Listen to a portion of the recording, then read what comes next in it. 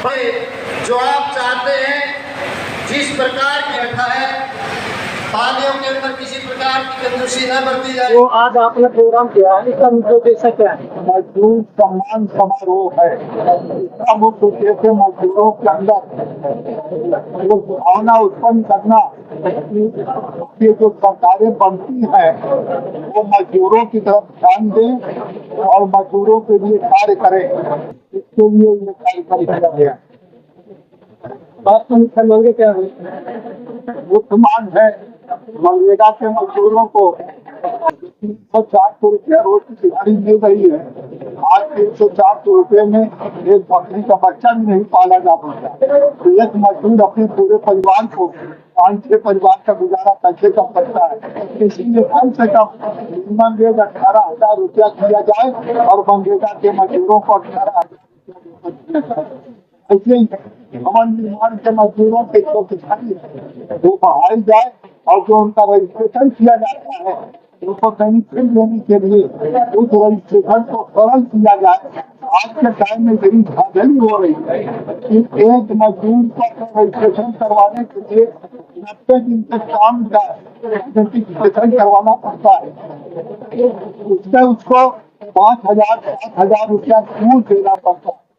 हम ये चाहते हैं कि उसका रजिस्ट्रेशन मुफ्त में किया जाना चाहिए और जो बेनिफिट है उसको उनके खाते में सीधे जाना चाहिए। जो बीच में दलाली करते हैं इनसे दूर जाना चाहिए। और कई मजदूरों का हक नहीं मिलेगा, देश में शोषण हो रहा है, इसके बारे में क्या कहोगे? सीधी सी बात है कि सरकार की जिम्मेदारी है कि ट्रेड यूनियन को मान्यता दे। जैसे पहले 2018 से पहले यूनियन इस कार्य को करती थी और 50 रुपया लेकर के केवल यूनियन की जो फीस होती है, चंदा होता है, उसको लेकर के रजिस्ट्रेशन करवाया जाता है। लेकिन आज 50 की जगह पर 5,000 रुपया लिया जा रहा है। इसलिए सरकार ट्रेड यूनियन को बहाल करे और ट्रेड यूनियन के माध्यम से मजदूरों का रजिस्ट्रेशन करवावे, जो नियम के अनुसार होना चाहिए। मजदूरी काटने के लिए दलाल बैठे हुए हैं, देश में दलाली करते हैं, उसके बारे में क्या कहोगे? हमारा सीधा सा कहना है कि ऐसे दलालों को पकड़ कर जेल में भेज देना चाहिए, क्योंकि ये केवल मजदूर का नुकसान नहीं कर रहे, देश का नुकसान कर रहे हैं। ऐसे लोगों को तुरंत जेल में भेज देना चाहिए।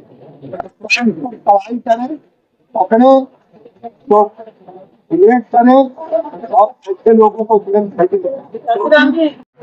आपसे है हर बार जो है बड़े बड़े नेताओं को टिकट मिलते हैं, क्या आपकी बार गरीब मजदूर के बेटे को टिकट मिलेगी? क्या लगता है आपको? मेरे पास में हरियाणा के चीफ एडवाइजर हरियाणा कामगार संघ की जिम्मेदारी है। मैं मजदूरों के भरोसे के ऊपर, मजदूरों की आवाज के ऊपर और मैं पुराना भारतीय जनता पार्टी सन 1987 से लेकर आज तक मैंने कोई पार्टी नहीं बदली। मैं उसका बड़ा निष्ठावान कार्य करता हूं और अब तो अपने आप को मैं इतना सौभाग्यशाली समझता हूं। श्री जंग बहादुर जी यादव ने मेरे को मजदूरों की सेवा करने का हरियाणा प्रदेश के अंदर बड़ी अहम जिम्मेदारी दी है। जो मजदूरों से मेरे को प्यार मिला हुआ है, उस प्यार के भरोसे पर, उस प्यार के बलबूते पर जंग बहादुर जी के आशीर्वाद के साथ मैं भारतीय जनता पार्टी का निष्ठावान कार्य करता हूं, जो 87 से लेकर आज तक सेवा करता रहा हूं। तो भारतीय जनता पार्टी का भी अपना एक फर्ज बनता है, उन्होंने अपने किसी स्तंभ को चुनना चाहिए या आया राम गया राम चुनना चाहिए। जिस प्रकार से पिछले 10 सालों के अंदर बीजेपी नाम की चीज नहीं रही थी, और उसी प्रकार से मैं नायब सिंह सैनी जी से उनके नेतृत्व पर भरोसा करता हूं, क्योंकि उन्होंने जींद में आकर के श्री जंग बहादुर जी की आवाज पर उन्होंने 89 करोड़ रुपए जिस प्रकार से हमारे मजदूरों के खाते में डाले थे, उसी प्रकार से भारतीय जनता पार्टी के निष्ठावान सिपाही श्री नायब सिंह जी सैनी के ऊपर मैंने भरोसा है कि वो मजदूर के बेटे को, भारतीय जनता पार्टी मजदूर के बेटे को, मजदूरों की सेवा करने वालों को जरूर अवश्य ही कोई मौका देंगे, क्योंकि मैं गरीब का बेटा हूं, गरीब की सेवा करने वाला हूं। भारतीय जनता पार्टी गरीब हमारे अमीर को देखने वाली पार्टी नहीं है, इसलिए हमें विश्वास है वो अवश्य ही। हमारे पास में मुद्दा आया है, पहले तो आपके पास में गरीबों की समस्याएं हैं और उसके बाद में हम एक साफ स्वच्छ पारदर्शिता बिल्कुल साफ सुथरी और लोगों के बीच में लोगों को पसंद आने वाले लोगों की भलाई के जो काम है हम उन्हीं मुद्दे के ऊपर काम करेंगे। शिक्षा के बारे में क्या करेंगे? शिक्षा के बारे में मैं ये कहना चाहता हूं कि जितनी मेरी खुद की कमाई होगी, खुद की कमाई आज भी है, उसका 10% रख के मैं गरीब बच्चों को आज भी लगाता हूं। मैं खुद भी गरीब हूं। मेरे घर के अंदर किसी का कोई बीमा नहीं मिलेगा, किसी के बैंक खाते में कोई बैलेंस नहीं मिलेगा। अगर बैलेंस है तो गरीब बच्चों का ही बैलेंस है। मैं चाहता हूं कि सारी जिंदगी का जो भी दिमाग हो 90% अकेले शिक्षा पे ही बाहर और देश और प्रदेश के अंदर न्यौछावर कर देना चाहिए। शिक्षा सबसे बड़ा दान है। लुधियाना से आपको मौका मिलता है तो मजदूरों को लेकर आपका कौन सा कार्य रहेगा? कि सबसे पहले ये कार्य होगा? सबसे पहले मेरा ये रहेगा, मैं जंग बहादुर जी से आशीर्वाद लेकर के मैं अपना जो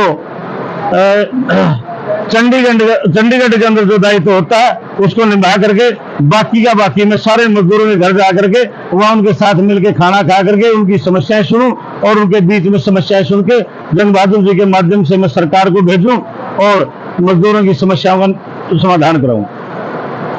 उचाना के लोगों को क्या मैसेज देना चाहोगे? उचाना के लोगों को मैसेज देना चाहता हूं, बड़ी दुर्भाग्य की बात है, ना मेरे बाप ने पढ़ा उचाना के अंदर कॉलेज, ना मैंने पढ़ा, ना मेरे बच्चों ने पढ़ा। मैं देख रहा हूँ कि इसी प्रकार से इन लोगों की इंतजार करते रहेंगे तो मेरे पोते भी नहीं पढ़ पाएंगे। तो मैं सबसे पहले यहाँ शिक्षा के स्तर पर सब कुछ लगाना चाहता हूँ। Thank you.